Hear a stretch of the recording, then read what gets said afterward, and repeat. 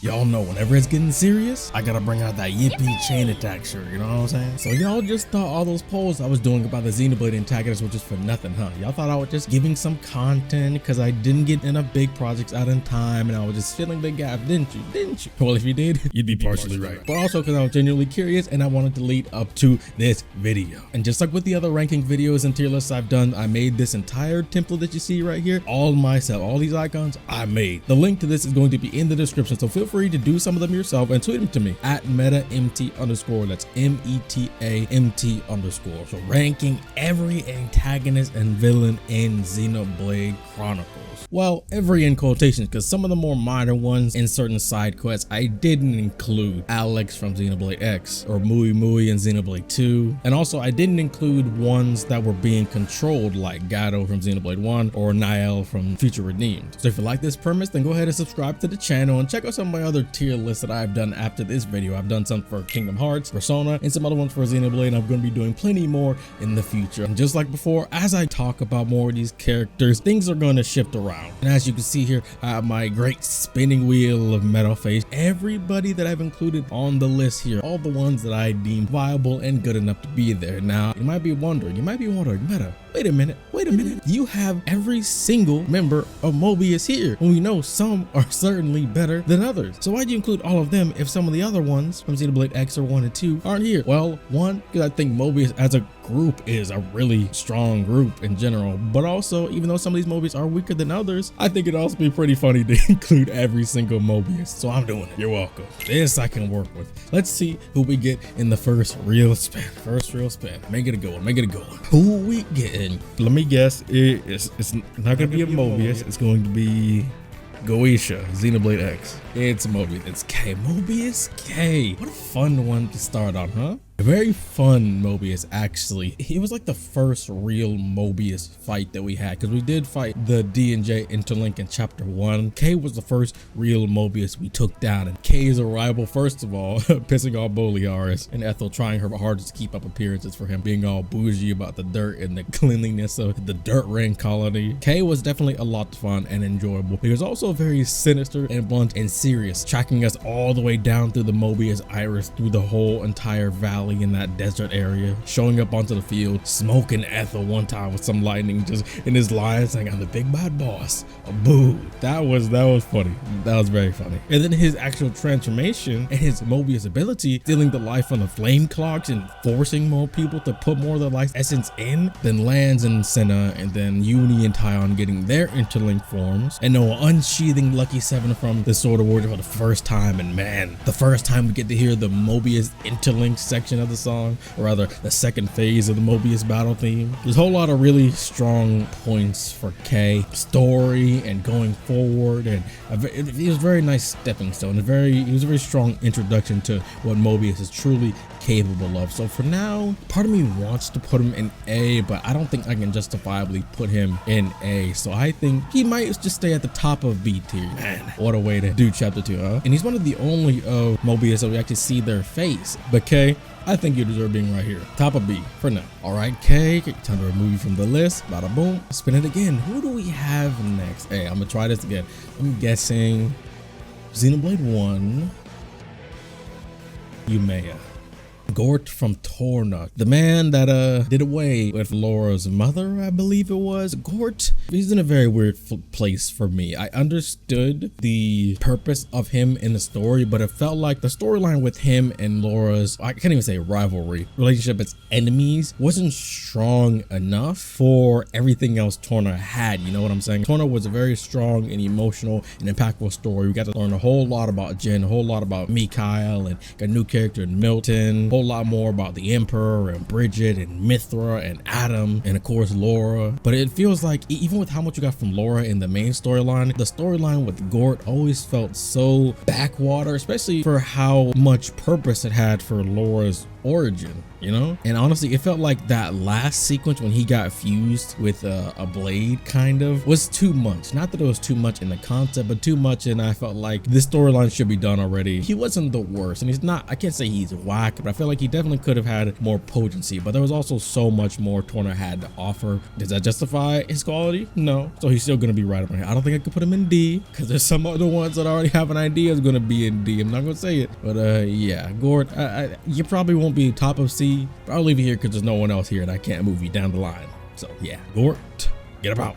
And run it again. Some of these are definitely going to be go by a lot faster because of the sheer number of how many there are. So I'm gonna say something about everybody. Just remember, some of these I'm gonna just blow through. I'm going to guess Dougal, Xenoblade 2. Moebius B, another interesting one. Moebius B is definitely higher up in the list of Moebius in my personal opinion. He's not to the level of K to big main story prominence. He was a surprising treat to have in Xeon's Hero Quest. His voice is a little bit goofy, but it's not so goofy to the point that it's distracting. It's more like a very high-strung goofy to me. He's the voice of a man who sounds like he's disgusted with a lot of lesser beings, and I think it's really fitting. And the way he talks, calling people maggots and calling them droll. Yeah, his fight choreography was actually really good. I like his fighting style, fighting with primarily kicks, whether it be projectiles through his feet or stomping the ground and kicking the rocks everywhere and defending and blocking with his legs and knees and feet. His fighting style is very interesting. I did like it. It definitely showed how much quality that the Hero Quest would have, or how the Hero Quest could go in fighting the Moebius. Of course, some of them are built better than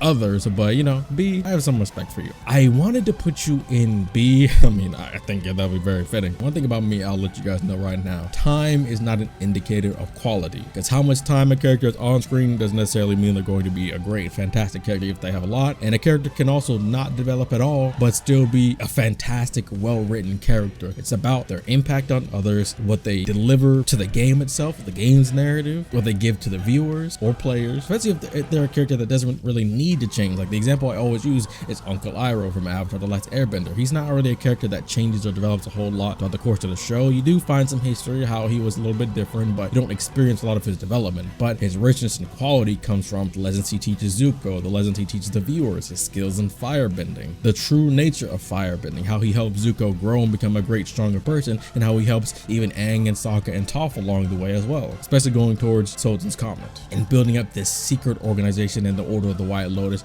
He's just an example. That's basically my reason of why I want to put him above Gort. Y'all might disagree with that, but for now, B, get on up out of here. And this is a lot of fun. I think we made some good progress. I don't know how long this video is by this point, but hey, subscribe to the channel if you haven't already and you're enjoying it. Hey, all done. Here I am looking. Look. I already saw who it was. I didn't play my little mini game. Banner, listen, we need to have a talk. You greedy, slimy, murdering, kind of more intelligent than I expect individual. As much as you're just more like a B tier type villain and antagonist, you actually did cause some mayhem. You did have some importance. I mean, you hired Rex to join Torna in the first place, and that's how he found the Aegis. So theoretically, you could say Banner saved all of Allrest, but we know that was never his intention. Plus, he also counteracted that by trying to kill them. I don't like you, but you're not terrible. It's just like an obstacle in our path that actually is surprisingly formidable that we just have to kick to the curb. So he did, what was it? The Queen of Rye? I think it was. He kidnapped her and then tried to blame the Moradanians just so he can prompt a war between the two and then sponsor the weapons of the war so he can make money. I think that's pretty intelligent. So if it weren't for that one, you might be down here with Gore. But you know what, Banner? You get to have this one, man. Spin it again. Do I need to shuffle a little bit more? All right, go ahead and give me, let's get a fat one out the way. Give me Tyrea. Jin, well, I did say let's get a fat one out the way. Jin, you are an excellent character. I'm probably not as big a fan of you as a lot of people are, but I'm definitely a fan of you. There's some things about the final scenes with Jin that I wasn't entirely satisfied for. Like, I don't think I was entirely satisfied with Rex's answer to Jin about the cycle of blades, because I felt like the answer that Rex gave was something that was obvious, at least something I thought that should have been obvious to Jin and he had already considered but also didn't accept. chapter, I feel like it was also kind of partially said, being, well, you're similar to us, right? You have this history and memories and things that you can pass down to people, so go ahead and you have these goals in your life, well, pass it down to other people. You may not be able to carry it on, but people are the same way. Their lives end, they can carry it on. But also, on contrary to that, Jin's entire thing was, I mean, yeah, people die and pass things on to other people, but humans have this entire world history that they've been built upon because they are the ruling force of the world. So I feel like in that area, it was kind of like they went back in a circle and just got to a point to where Jin had already been influenced in their expedition in Mortha. He kind of was already swayed back to wanting to oppose Amalthus and wanting to disconnect with Malos, to where it was just like, I'm not exactly entirely on board with your solution, Rex, but I don't want these other powers to have their way. You have to stop Malos. We had to stop Amalthus. But I do think Jin's story is very, very strong and intriguing, especially with how in Torna he was one of the strongest blades to ever live, still to this day one of the strongest blades to ever live, but also one of the nicest and kindest. And he wasn't even a core of the Trinity processor. He was just a normal, as far as I remember, just a normal blade. Of course, he did end up becoming a flesh eater, and that did enhance his powers to a degree, but he was always so epic. And ice powers are always cool. Powers that are always cool in my opinion is wind powers and ice powers. And also, I expected more in the main story for Jin and Laura's dynamic to be more touched upon, but I really did like how it was handled in Torna and how it led up to his snapping, his fall. Definitely a bittersweet, unfortunate tale, especially for Jin just giving his life in the end for a world that he thought could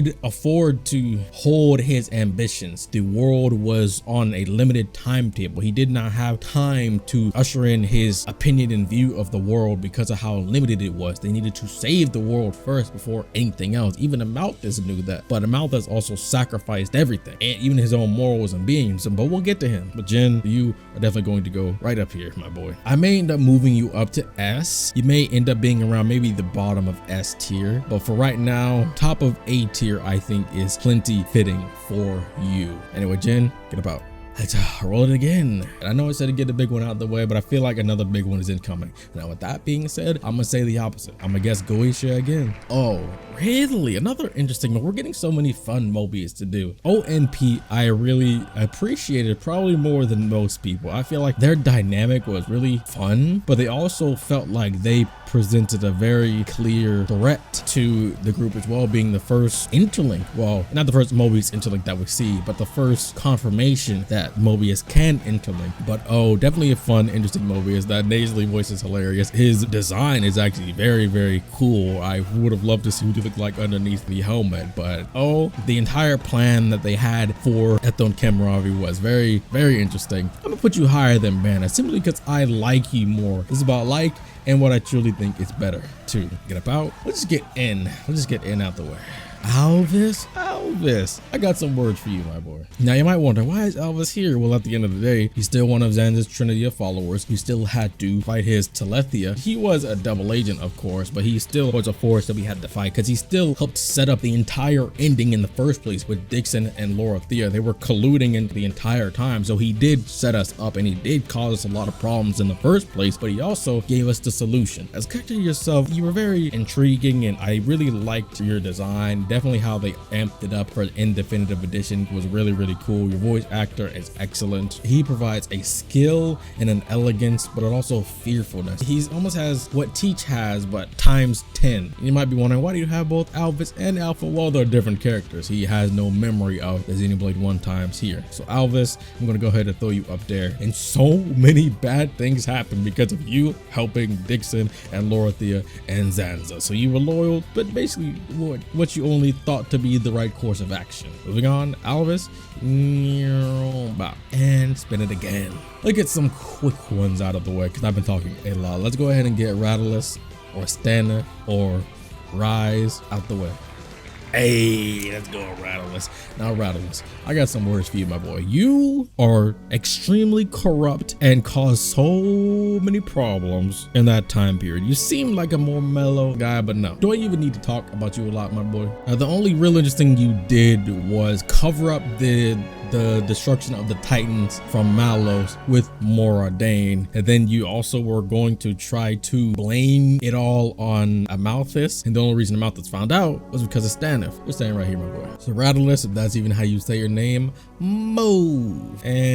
And again, let's go with another one that could be relatively quick. Let's go get Stanif so I can put him where I already know I'm going to put him, and then we can move on to somebody else. Lorthea. You're very in a different spot for me, Lorthea, because first of all, one, yes, you are gorgeous, but you definitely had a very impactful scene in the Bionic's interior. You fused yourself with a Telethia that Melia's brother became, and then kissed him on the mouth right in front of her. That was dastardly. She definitely has that evil, seducing type characterization to her, but the only thing about her is that, like, we didn't see much of her at all. Like, we got so much of her plotting and conniving and scheming behind the scenes, but it feels like in the Alchemont section of the game we got more of Umea. I mean, of course, because she was, you know, a little bit more prominent, but later on in the game, Lorthea, you definitely were able to show up and show out in force. But nah, Lorthea, I think I'm still gonna put you here. If anything, you may see these two switch around. Then we shall move on.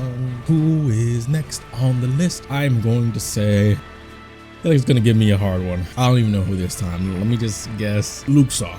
Goetia, honestly, as much of a presence that you had in Xenoblade X, it was mainly through your design rather than your actual impact. Like Ryzen, especially Lao with his betrayal, was definitely a lot more impactful than you, Goetia. So I think I'm gonna have to put you out here. You're not bad. I think you can go right here. Goetia, go ahead and move on. Okay, this list is still shrinking. Of course, we got a ways to go. Go ahead and give me some more of the lesser Moebius so I can place them and move on, boom. We're making pretty good time, but I'm enjoying this. Y'all having fun? Let me know in the comments. Go ahead and subscribe if you haven't already. Malthus. For those that have been following my Xenoblade videos and even my community posts, where I've definitely replied to a lot of you. Thank you for all the comments, by the way, and the votes on my my Rare Blade contest. I really appreciate the interactions, but I'll say it with this. Amalthus, you are without a doubt not only S tier, but in my personal opinion, the best antagonist of Xenoblade Chronicles 2. Now, I did talk about you a good amount in my last Xenoblade video where I talked about Xenoblade's most underrated and best scene that I felt like changed the entire scope of the game, mainly for you and Zeke, but also in tie to every one of our other prominent characters in the game. If you haven't checked out that video, please check out that video after this one. Link is in the description. I think you'll really like that one, especially Xenoblade 2 fans. But Amalthus, I definitely think you're a stronger antagonist and character in general than both Jin and Malos, and I think many people probably disagree with me on that, but I feel like Amalthus did so much both for and against both the world and people and his own self, where he has such a complicated existence and being. The will of the world, the will of the architect, or what he thought was the will of the architect, getting everybody to try to unite and not be so against each other. Of course, some of his actions were used for bad things, like the one guy that he did heal ended up mugging a family in their house. Of course, he did end up killing that guy and then saving a child. It's like so many of the good things that he did reap good benefits, but so much over time had so much more negatives around him that I feel like that's probably one big thing that did Amalthus in, was how their world forced people to be because of its nature changed him. And I feel like him living so long made that ever lifelong battle an even longer battle. Even with the struggle for resources, bad people became worse and good people became bad, but also there were some bad people that became good, or good people that became better and got to truly shine. Evil as he did end up becoming, he still wanted to save and create a new world, but it was too much. He ended up betraying his own ideals and ended up killing people that he was trying to save by saving the world, but he got to a point to where that became a worthy sacrifice for saving the world, which would in turn save all the remaining people. But at that point, you're spoiling the entire point of your ideals, and I think that's very sad for a character like Amalthus, who in my opinion is Rex's biggest foil. Like, people try to paint Malos or Jin as a foil to Rex, which to a degree you definitely could, but I think Amalthus is definitely the strongest. But Amalthus, he did so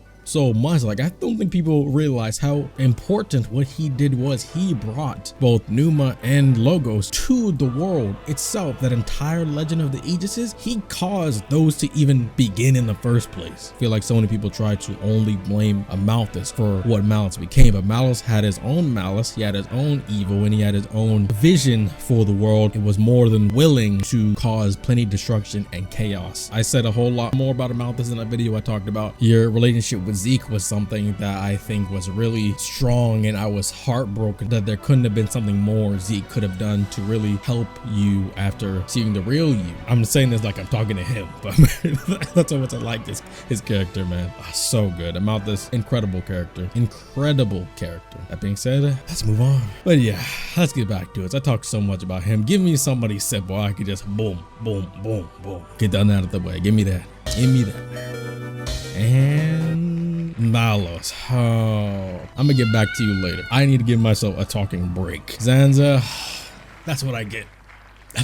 Zanza, you're definitely strange. Your cunning is to be admired. Your ferocity is also to be admired. Your depth as a character, the architect is more Klaus than Zanza. Zanza's like his hatred and his evil, whereas the architect was more his guilt and his regret. And both of those together were from Klaus. So I feel like I can't include the architect in talking about you, Zanza. So I think I will put you're definitely not the strongest villain, but I feel like that's on par with how Xenoblade does things. I feel like the final boss is never their strongest villain, but it's still a strong enough or good, decent villain to make the climax feel deserved and welcome and like an impending dooming threat standing overhead. His entire plot, controlling Aegis, striking against the Mechanis first, his impact on Egil, Adam Howden, ferocious performance. Even showing us more sides of him, how yes, he was very confident and cocky and prideful, but he was still not so dumb to not think he could ever be contested. Even it got to a point to where he's like, why can't I see some visions past this point? Is somebody blocking me? Is somebody stopping me? How can this be? He was not so short-sighted to not try to plan for this or even try to reach out and appeal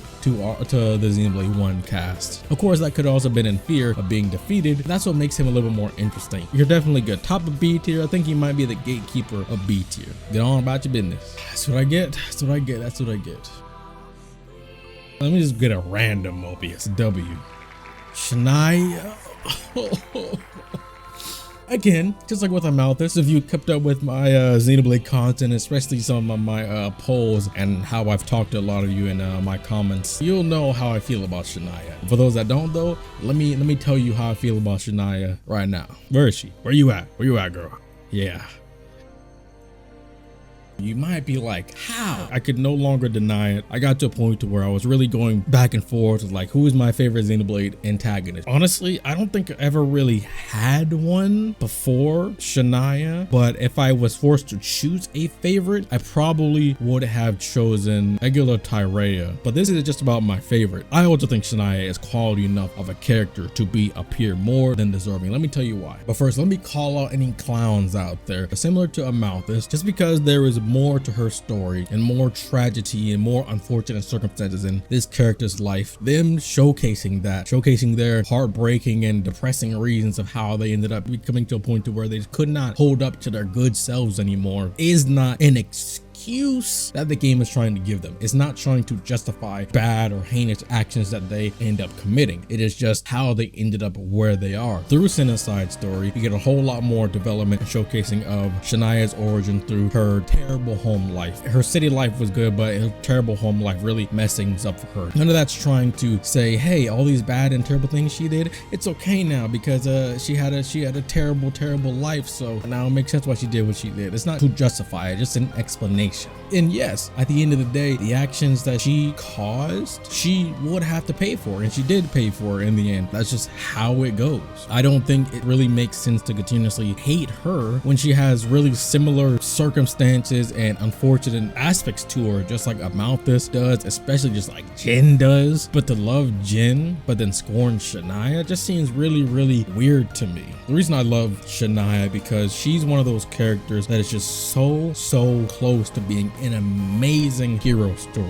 But when that character has that arc to where they're trying so very hard, if it wasn't for maybe one person or certain circumstances, they would be the star of the show. They would be the icon of hope, a force of good in the world. And she could have been that, but if it wasn't for her mother being so terrible and always putting her down, Shania's over here sad that she lost her sister, but now she's trying so hard to take up the mantle, even using her sister's gun, to which her father tells her, no, put it down. It's not that Shania is bad at any of these things in combat, but it's just not where her heart lies. Trying to please her mother, trying to be a force for the city to fight back against Moebius, reignite the memory of her sister through her own actions, but she's letting herself be pulled at so many different directions to where she didn't really have much of an out, and it was so stressful on her. Even with the relation with Gondor, it was very complicated, but it didn't get complicated for no reason. If it wasn't for her mother, I genuinely believe Gondor and Shania's relationship would have stayed how it was in the first place. You know, I feel like people really diminish or devalue how much that can depress a person, how much that can demoralize a person, how much that can cause a person to feel so much pressure and hatred and anger of never feeling good enough. That feeling of never feeling good enough, I feel like these simpler emotions, these non-grandiose things, even in our lives today, these normal emotions affect people heavily. She was so desperate to try to be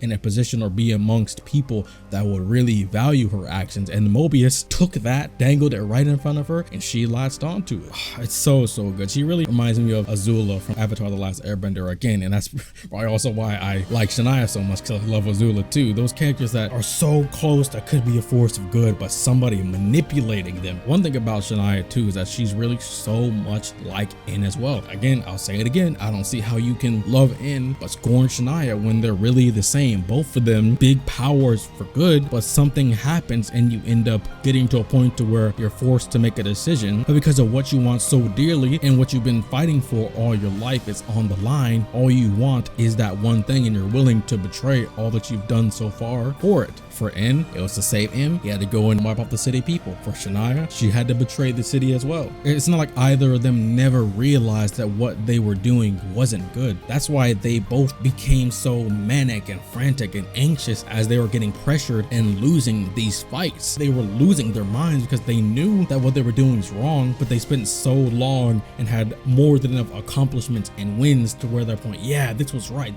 yeah, I did it right. But then now when they're on their back foot and losing, they're just like, I can't lose this. I can't lose it. If I lose this, then I really will have nothing. Then what was the point of me giving up what I had in the first place? They felt that they couldn't turn back. They felt like it was too late, so they had to dig the hole deeper. They felt like there was no way I could turn back and still be accepted, so I need to just revel in this entirely. But at the end of the day, they both were able to come back and realize, just really be at peace that their decisions were wrong, but that there was still another way. That's why they were both crying at their deaths, because it's like, yeah, I know this was wrong, and you've proven to me without a shadow of a doubt that I was wrong, and what I could have had would have been still, it might have been hard to live, but I would have had a nice life in the end. What incredible characters. After Future Redeemed, I was thinking In was tied for my favorite, but I still think if I had to choose one, I could definitely confidently say it would be Shania. Incredible. So good. Who am I gonna get now? Give me a break. I just talked so much.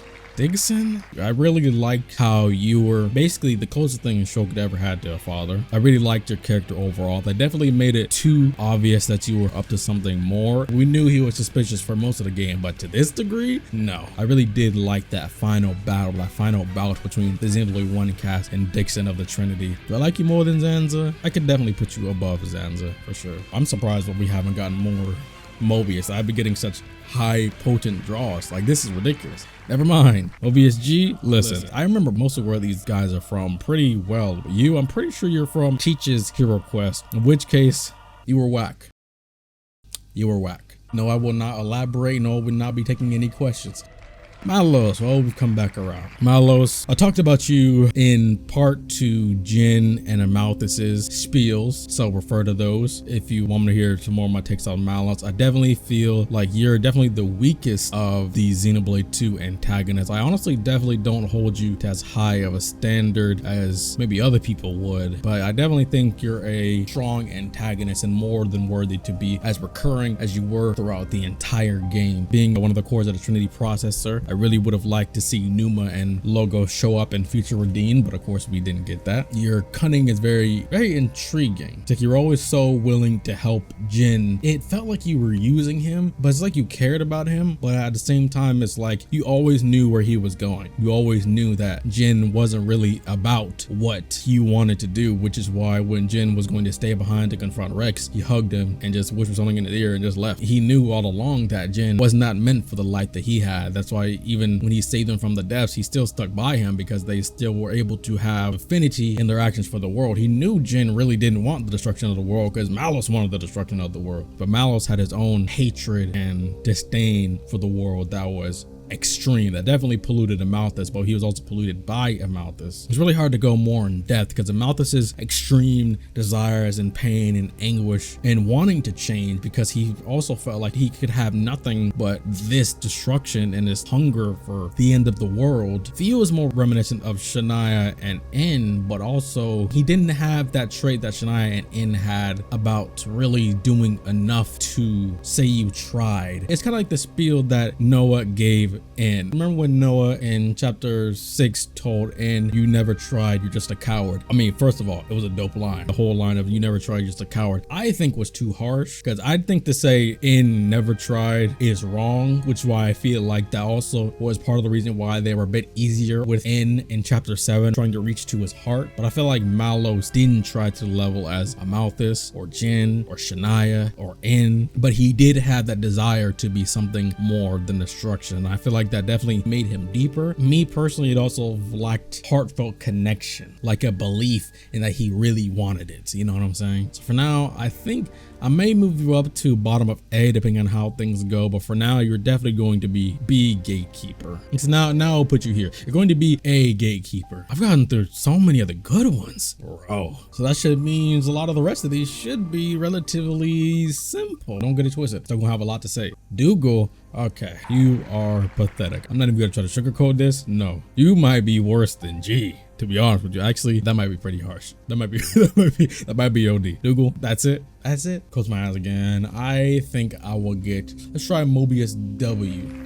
Alpha. Why'd I put Alpha/Alphas here? I feel like Alpha was a fine antagonist. Speaking through Niall was a really interesting way of doing it. I do think having that new perspective on the sheer power of Ontos in general was a really satisfying way to do it. Because I always felt like, even not having seen what Ontos as Alphas could do, it always felt like that the Monado was the strongest of the three blades. That's why I loved seeing Alpha use it like he did, and also being able to just completely slide Shulk, Rex, and Zed. Of course, I would have loved to see more from Zed in general in future Redeemed, but we'll talk more about him later. But using Niall's desire to not even take this world apart, but just wanting to, well, take it apart, but also just run away and hide from the Moebius threat. He preyed on that weakness. In Alpha's case, he wanted to create a new world using the citizens as the base of it. We didn't really get to talk to Alpha a whole lot, but it was very interesting hearing a lot of his perspectives on his vision of what a just and happy world where everyone would be. I think I'll put these as a tie. There's a couple of these I could still just ramble on and on about, but I'd appreciate, give me an easy one. Triton, I included Triton because he's still a Moebius, but he's a hero, but he was still an enemy. So I think I'll put you right here, Triton. I think I'll put you right here. And spinning the wheel once again. Let's see, give me an easy one. I'm glad that was a little bit of an easier one.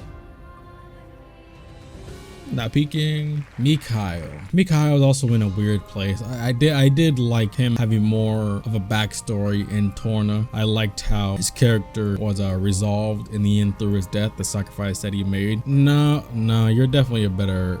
I'll do it like this, move around like this. I'm hoping I got his name right, because I don't remember how it's. I'm pretty sure it's Mikhail, but you know how pronunciation can be sometimes, you know what I'm saying? Anyway, moving on. F. Well, thank you. I'll take that. Oh yeah, you from Sigiri's hero quest. You definitely had a pretty interesting perspective as far as the state of the world. You definitely were the most unique in a battle sense of the other Moebius. You actually weren't trying to betray us, really. No, I don't think you're that bad. Yeah, for some of the Moebius, definitely depends on how much you provide for the characters themselves or as a character yourself. But moving on. Give me W or U and I'll be on my way. Give me one of them and I'll be on my way. Akos, you were definitely fun. I really would have appreciated if we got more of the brother-sister dynamic between Akos and Patroka more throughout the main game rather than just finding out after she dies. You're definitely not bad. I think I could put you right here. Egil. This wheel trying to make me lose my voice. Like I said before Shania, if I had to choose between any that were my favorite antagonists before Shania, it probably would have been one of these two. That's because I love Tyrea so much, but this is about Egil right now. I really love him too. And I feel like what made Egil truly special was his voice actor. I feel like him as a character was already really good and complex and deep and heartbreaking and really unfortunate, but how much the voice actor displayed his pain and his suffering and his refusal to change his answer really completely showed out that command presence that he stood in. He said the screams of those that perish are resoundingly loud in his ears, and until he does this and completes his goal, he is deaf to all else. Amazing line, by the way. And after defeating Shulk, who showed him mercy, he was like, at every turn, if I keep trying this again and again, I'm just going to be stopped dead in my tracks every time. And what's the point of continuing doing this? And that was going to be it, but then Dixon shoots Shulk, and then Egil's like, oh,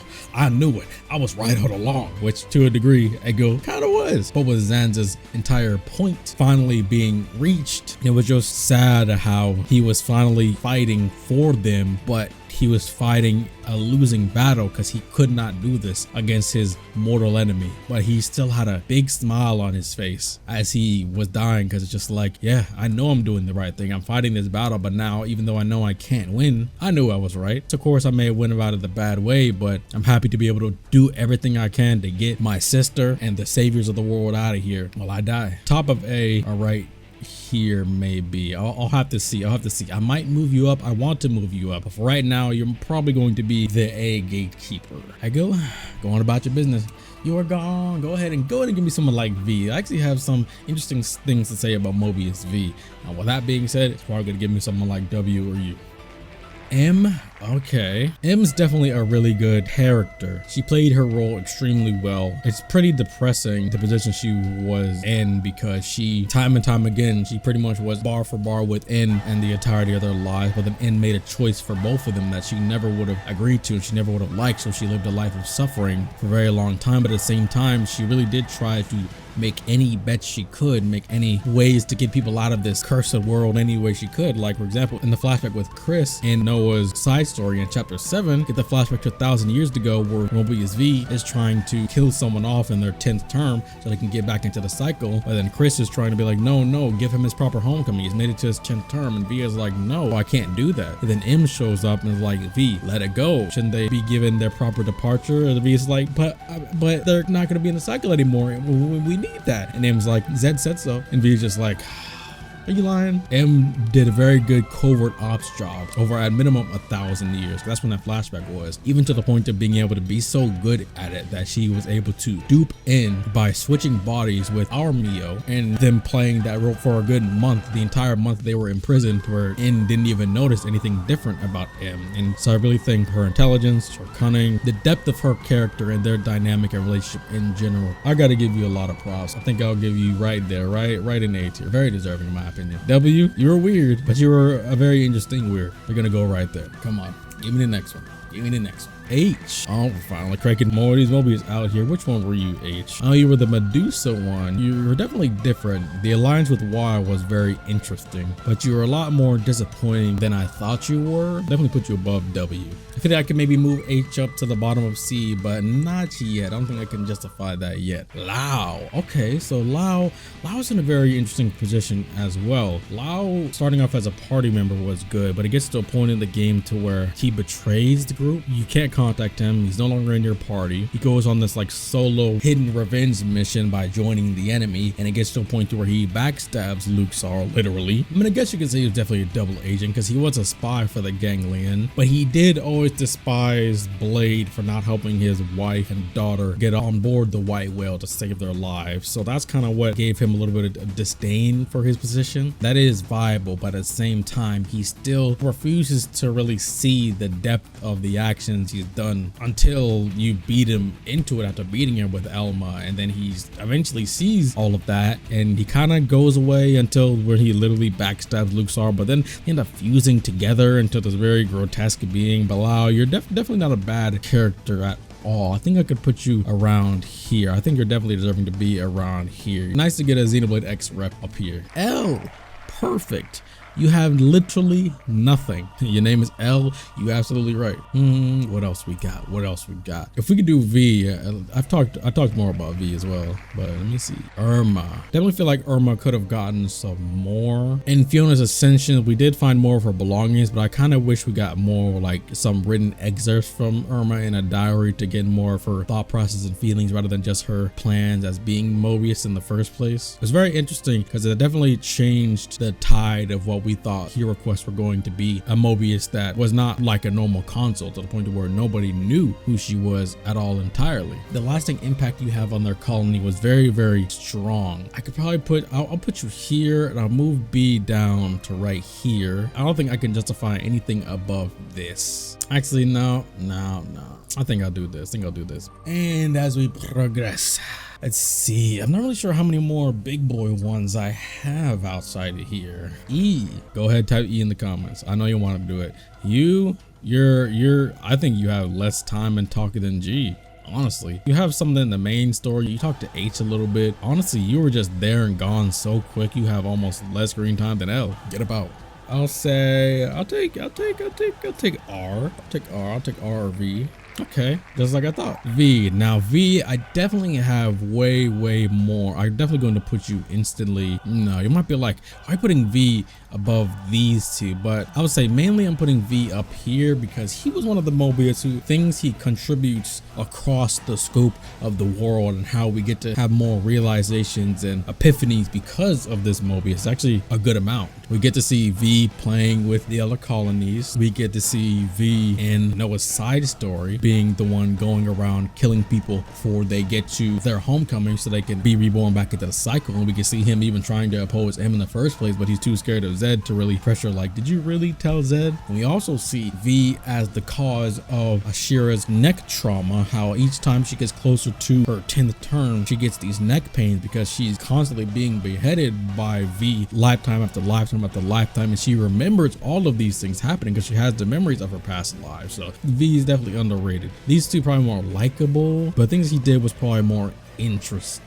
Like, I mean, even in Tion's side story, he appeared in Tion's side story well, and that's when we finally end up killing him. I'll just say acknowledge that you're tied with Akos. Who do I have left? Tyrea, D, Riz, Zord, Patroka, Lutar, Umea. Let me get Umea out the way. Zord was definitely a good secondary villain, like finding out Face Mecha could talk. We see him being the first Face Mechon to still eat people. The performance of his VA was definitely dramatic. He really was the first person that gave us a sign that people are inside the Face Mechon. I don't think I could put him above K. I think I can put him above O though, for sure. And before anyone says it, having all those other Face Mechons look like Zord doesn't affect my opinion of Zord at all. It doesn't diminish Zord's value as a Face Mechon and character himself, because Zord is still Zord. Stanif from Torna, you're whack. I'll put you above them because they have so little, and you did inform Amalthus about Stratos' plan, but you're just there. Ain't gotta have somebody in D tier. Yorin I have a lot of respect for as an antagonist. I don't like him as much as Shania, but I do think that these two are very strong characters, like to the point to where I feel like Shania should have been main story too. But the way I would change Shania personally is I would have had, like, make a scenario to where Shania ends up joining the party. She didn't have to be a hero, she could be a guest. That way make her constantly interact with the main party, basically build her relationship to where it can really gain an affinity with her. Yorin, I feel like, is very much like Shania, but I'm not as personally attached to him, but I do feel like the quality of his writing and story is on par with Shania, and I do think the performance of the VA definitely did justice to his character and the real sinister nature of him with the mask on and him with the mud villains. And that moment in chapter 3 when he tells Uni, "What do you think you knew of me? I am only myself, Uni." Oh, gave me chills, and the Moebius theme kicks in. You want to, even if he was just lying to himself, he was able to do basically what Darth Vader did: take Palpatine down with him, take Moebius D down with him. Just like I said, he's in positions like where Shania was, except Shania had skills. He was around so many other very skillful people to where it's like he was always coming up short, valued himself so little that he had given up, but he wanted to still be useful. He had given up on his ability to be a quote-unquote star player, but he wanted to still be useful. That's why he was more than willing to give up his life. I really think the entire speech that they gave Yoren in the Cloud Keep, just begging him, come back to us, Yoren. Yoren, you gave me this entire life and I've lived it trying to do better in your memory. We're not as high up or unattainable as you think we are. Almost brings me to tears even thinking about it. It was so well performed, so well composed in the music, so well set. Just such a good moment. I think as far as an antagonist, I feel like I can put Yoren above M, just because we get more of his antagonistic moments, but M is still an excellent character overall. All right, we're nearing the end. We don't got a whole lot left. Let's go. Not bad at all, not bad at all. P, I said a lot how I felt about P similar to O, so I think I'm gonna put her right in the same part. We can get through most of the, we pretty much got all the big hitters out the way. X, okay, I gotta say, X makes me weak. Both in design and looking, but also it's just like X is good, but I feel like X is the most robbed Moebius out of all of the Moebius. I definitely feel like X, Y, and Z all could have been better, but I felt like X and Y definitely could have had more as being part of the original natural Moebius that were always Moebius. And I feel like X having such a position to where she could be in a really popular character's side story being Unis, how dialogue can change whether you did that before or after the chapter 5 moment. She has a very unique power being able to seal Ouroboros power. Granted, they are weak enough to be sealed by it. Her voice actress is amazing. Her design, amazing. Her Moebius form is amazing. I would have loved to have seen a character arc to where she's one of the natural Moebius, but she becomes a turncoat. It just hurts because she has so much more potential. I would love to put her higher, but I can't. I don't think I can really justify putting her any higher than here. And relatively should be an easy list from here on out. You? Okay, terrible. E had so little time to do anything, but you had so much time but did almost nothing. Like, you bored me with your long drawn out spiels already in a hero and ascension quest line that I think got robbed of so much more potential being in Juniper's. We like the natural state of things. If people die, we return them to the earth. If we're going to get killed, well, then isn't that just the circle of life? That whole ideology could have been so much more well written in Juniper's storyline. It'd have you go on and ramble and ramble. I'd rather you do so little that is close to nothing than do so much and it's incredibly boring and uninteresting that I want to skip your dialogue. When I was streaming Xenoblade 3, I was like, I'm no longer reading your dialogue. It was rough. Now, can I get Gelgar so I can put him where I think he belongs to? I'm not looking, I promise. I'm not looking. Luxor. He also falls into the category of what Xenoblade loves to do. It's like their main primary antagonist is never their strongest or most well-written antagonist. I don't think I could put you above K. I could probably put you above Zord though. He is the head of the Ganglion. He had a very strong fear for the humans, but that's because they were a descendant of a race that was against his people. He became fearful of humans because he was fearful of them. So he tried to attack the human race to wipe them out. I don't think I can justify putting you much higher than this at all. Beecher is getting thick. It was Ganglion Empire, right? I'm pretty sure it was. I said it earlier. I've said it earlier, whatever. Y'all know what I'm talking about. D. I'm just gonna address this first of all by saying, if any of you in my comments talk about oh, Dirk is Mithra's son, but in this universe, shut up. That's such a stupid theory. It has no grounds, and all the grounds that people try to make up for it are some very far-fetched connections that so many other characters have. Like, you want to talk about, well, they have a similar eye color. So many people in this series have similar eye colors. All they have big mechanical burly bodies in some form. Like Mithra has her mech, and then Dirk has his Moebius form. No. Mio and Dirk being from similar college, being from Colony Gamma, that must mean because Mio is also the daughter of Rex. That must mean he might have a connection to Mithra too. No. Was it Gamma or was it something else? I forget where he was originally from. Either way, there's no actual real correlations to Moebius D or Dirk being any close relative to Mithra. It wouldn't be funny, it wouldn't be entertaining, it wouldn't be more character development for Mithra. It would just be sad, depressing, and boring, and they're not even alike. Mithra is not actually a bad or evil or mean person. She may not be honest all the time, but she's never been actually mean, like really mean. She has been rude here or there. She's been coy or smart mouth, but she's never been genuinely mean ever. She's extremely extremely nice, extremely sweet. That's why even when Rex was taking in Hayes' death, she wanted to go and comfort him, but Pyro was like, no, let him be alone. Now I could talk about D. You're definitely a good villain, but you're definitely in that tier of villain just to be a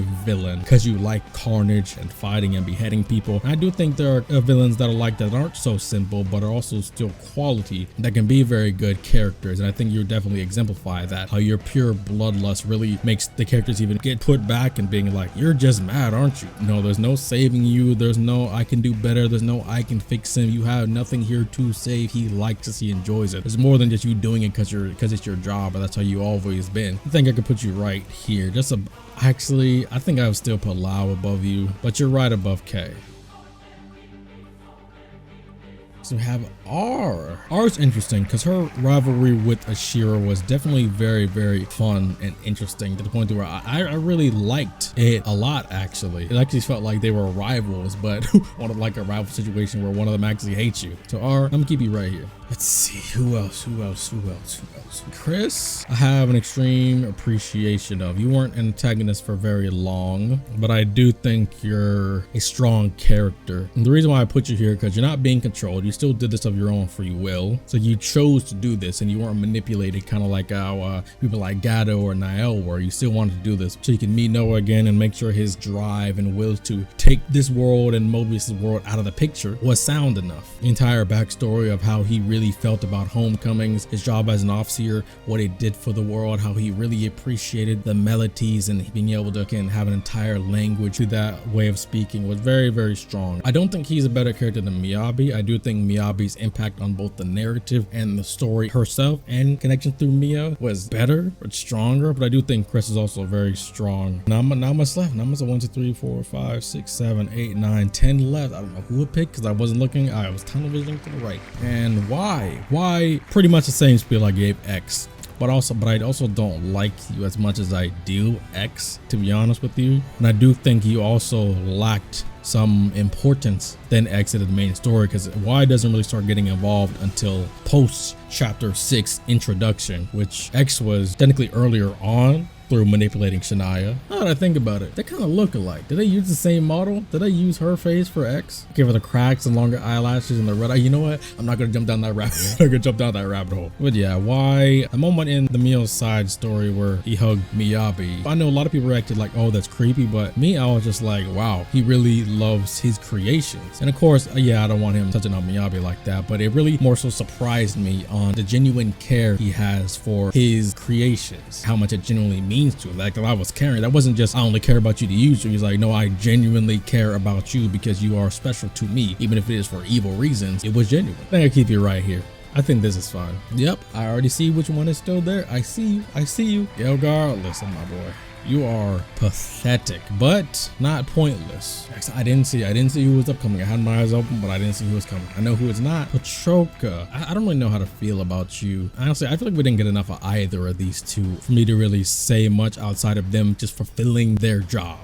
But yet, they still had enough backstory and interactions and relationship with the people around them, like each other and then Malos and Jin, to justify me seeing their nature as real people instead of just characters. I felt like I should have shoveled it more, but I haven't shoveled it in a while. I'm good. I'm surprised we really haven't gotten Yumea. Like I expected her way sooner. Way sooner. Riz? Riz. I know everybody gonna be saying, yo, Riz. Yo, shut up. Shut up. Be quiet. Your design is pretty amazing. You last for pretty long duration. I think you're in the final sequences of the game, but honestly, you still don't give a whole lot either. At least I feel like you're more present and active than even some of these guys. Her relationship with Dagon and also the little back and forth she has with Elma is probably the most interesting aspect. Her hatred toward the humans, I mean, is pretty on par with what I think her people are like, at least up to this point. She gets baited pretty easily. She still doesn't do a whole lot, but your presence is still at least there, and I'm not like so mad that you're there that I'm like, okay, you should be gone by now. Like you and you. Let's see. I'm just for fun. I'm gonna shuffle the next. Was it top 5? I'll shuffle the top 5 just because I can. Zed. Oh, brother. I can already hear y'all type in comments in the future right now for what I'm about to do. But Zed. Let me tell you why I do that. Zed, not only is his design amazing, his presence is impactful. The voice actor does an excellent job, but I feel like even though Zed doesn't have as complex of motivations or desires as Malos does, but I feel like they're in the same vein of characters that are just driven in a one-note direction. Malos has more of desire to have lived differently, but where Malos falls short for me, I feel like he began to exclaim and talk about how he wanted more, especially at the end, but it never felt like he did through his actions or even in his flashback. It always felt like he only ever wanted this, the destruction, the end, even despite what I feel like they tried to make me feel like he did. But Zed, on the other hand, always stayed true to what he wanted, his aim, his goal, to keep the worlds frozen, to keep everybody in a reality to where he was like, I'm keeping you all safe here. When you die, you just get reborn. Why is death something you should be afraid of? And I'm giving you a plotted course throughout your life to where you no longer have to wonder who you want to be. I can give you who you want to be. I can give you a life that you want. I can make you even better in your next life if I wanted to. I feel like Zed never betrayed his morals and his reality and his truth, and he always acted upon what he wanted, or at least sent others to act upon what he wanted and how he needed the world to be for him and Moebius as an entirety to persist. Zed's pure planning and trickery and cunning is super strong. How he manipulated N to be like, hey, I can give you M, but you have to, you know, wipe out the city folk. But, you know, maybe you don't like her that much. But also, there's a path everybody can choose in the world. I'll still give you the choice. I mean, you may lose the love of your life for all of eternity. You may never see her again. You know, you may continue to lose to us. But hey, if you help me out, I'll give you a little bit. And meanwhile, N doesn't know that he's going to be in an even bigger and more depressing abyss than ever. People still may not agree with me. Hey, I told y'all before, I don't hold Malos to as high regard as a lot of people do. You may? Well, let's get this over with. You are boring. You act in a lot of ways, but you still don't do a whole lot. But I think I'll still put you right about here. I'm gonna just show what you said top 4, but I'm gonna do this anyway. Boom. Metal Face. All right, Metal Face, I hold you to an extremely high regard. I don't think I could put you above Jin, but I felt like the tone setter Metal Face set for the entire series. I know there's a lot of people started with Xenoblade 2, but there's a lot of people started with 1. The Colony 9 raid told people exactly how this entire franchise would be in its tone and what they're willing to do, and just how they were able to keep the secret of Metal Face. They have Mumkar's talk in the Battle of Sword Valley scene, and then they have Metal Face not talk at all through the raid of Colony 9. So you forget, you know, Mumkar's voice, and then after the fight with Zord and you get back to the land, you hear Metal Face talk, and by that time you have already forgotten what Mumkar sounds like, to the point to where you're just like, oh, that's what he sounds like. You're not even gonna connect the dots until you start connecting the dots about Face Nemesis, and then you remember that voice and you're like, oh, I see. But yeah, the rivalry and the pure jealousy between Dunban and Metal Face is really strong, and I really have a high respect for the tone Metal Face set through the entire game. You may not be Egil level or Jin level. Yeah, I'm gonna go with this. I have N, Q, and Tyree. I can't believe I'm still spinning this wheel, bro. Just give you one. N, okay, think about N. If you want to hear what I think about N, you're gonna have to check out my character dive video of him. I'm gonna need more y'all to go and watch that video. Just know, boom, right there. I say these two are tied. I'll say these two are tied, and I'm gonna pick these on my own. Q, you're whack. The only thing I'll say about Q is that I wish they made Tyon save Alexandria in Alexandria's Ascension quest, because I felt like Tyon and Alexandria were getting a very strong relationship that they were building, and he was even paying a lot of attention to Alexandria's mindset and heart and personality, even to where Alexandria was asking Tyon about certain things she normally wouldn't ask about. But then to have Noah be the one to save her, it felt random and out of nowhere. Then she's showing all this gratitude and appreciation to Noah, which of course, I mean, yeah, he saved his life, sure, but it felt like it put their whole relationship that she was growing with Tyon on a back seat. This is not really about Q, but I just wanted to put that out there. Tyree, I'm just gonna go ahead and put Tyree right here. Listen, you might wonder, how is Tyree right here? Well, Future Connected is incredible for both Melia and Tyree. Tyree in general, I felt like elevated so much. I always thought Tyree was interesting in how she was also a daughter of Umea that we ended up finding out, and how she was really jealous of Melia. But then it got to a point to where once you learn more about her and the side quest after the whole, you know, Mekonich incident, and Ryan and Aaron Harrell talking about, oh, you think she's not worthy because she's not pure blooded? No, you're just jealous of her. And Ryan was like, even if Melia wasn't the Emperor's daughter, he still would have chosen her over Tyrell because of Melia's heart and attitude and drive and will to do what it takes to be the Empress. And the way Tyrea took that to heart just gave Tyrea so much more appreciation and willingness to help each other out. She had no more reason to live after all the terrible things that she did, so she needed to find a place to die, but then she was given a reason to live through Teal'c. Saved his life, and now she has a life she can care for, and now has found value in her own life. She's still being a little tsundere with Melia, like calling her a big jerk for being late to